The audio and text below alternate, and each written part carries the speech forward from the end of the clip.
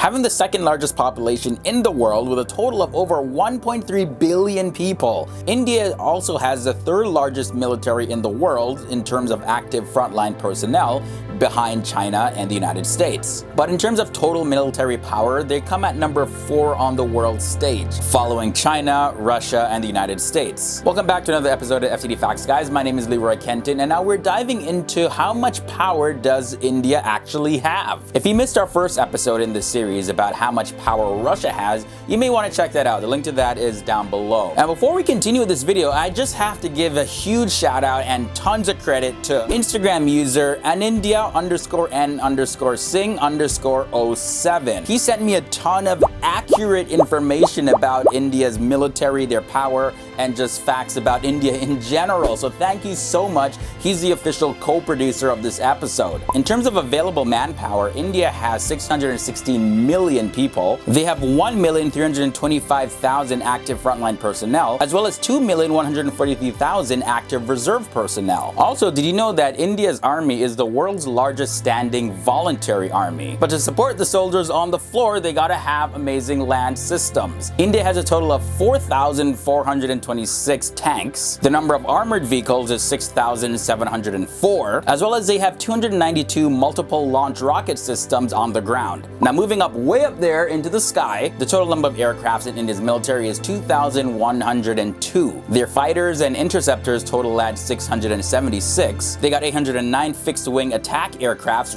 ready to strike, as well as 666 helicopters. 666. Hope that's not a sign of bad luck or anything. But in terms of attack helicopters, they have only 16. Now coming back down into the waters now, let's talk about their navy. India's total naval strength is at 295. That includes 3 aircraft carriers, 11 destroyers, 15 submarines, 23 corvettes, 14 frigates, 139 coastal defense crafts, and their mine warfare is at 6. Now in terms of India's finances that has to fund all of their military, well, their total defense budget stands at $53.5 billion. India currently is going through a huge military expansion, and India's defense minister says that India will need $233 billion. That's all to meet its arms and equipment requirements in 11 years. That number is calculated off of the long-term integrated perspective plan, known as the LTIPP. So yeah, India's not afraid to spend that money, and the budget just keeps on climbing. And this next fact is due to a lot of the budget that India is putting into their military. In late 2016, India had actually completed its nuclear triad by adding a strategic nuclear submarine known as the INS Arnhant into its military. India has now become one of the only countries in the world to complete the nuclear triad. Now, if you're not familiar with that term, nuclear triad basically refers to a country's ability to launch nuclear warheads from the land, from the sky, and from the sea. Now, this is very crucial to India's second strike capability because India is dead set on having a no first use policy when it comes to nuclear attacks. And basically, second strike capability is a country's ability to strike back with nuclear weapons when they have first been hit with a nuclear attack.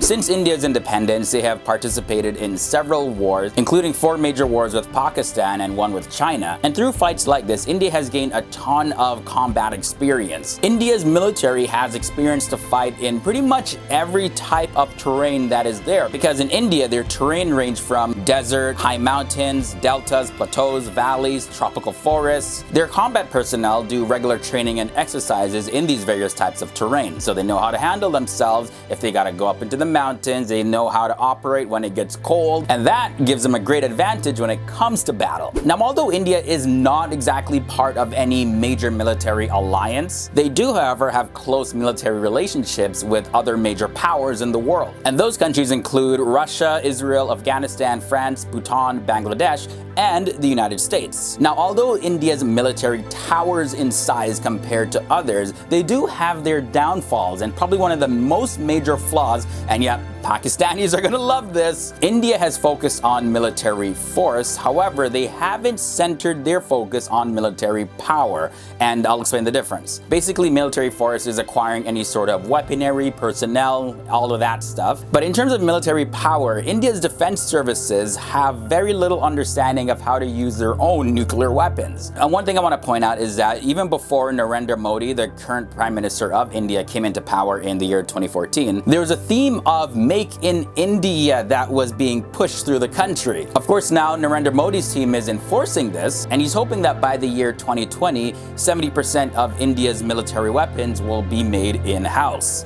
Now, this is because the massive portion of Indian military weapons are not actually made in India. It's kind of ironic because I thought everything was made in India or China. So yeah, that's a big thing. India imports a lot of their weapons from other major countries. So they do lack that central core of military power, because if anything happens and they gotta cut ties with some of these countries that imports weapons, India will be left hanging. There's also been several attacks on Indian military bases in the past several years that should have really been avoided, or at least minimized, but these downfalls happened because of the chain of command, as well as how intelligence inputs were responded to. But in order to improve these holes in India's defense, there are some long-term plans that have been established, including smart fencing for military installations, better equipment for their forces, as well as developing a specialized force to defend their bases. Now, as the country of India continues to grow in population dramatically every single year, billions of dollars are continually spent on military expansion, as well as India's initiatives to have their weapons made in-house. But in the long term, it will serve as a benefit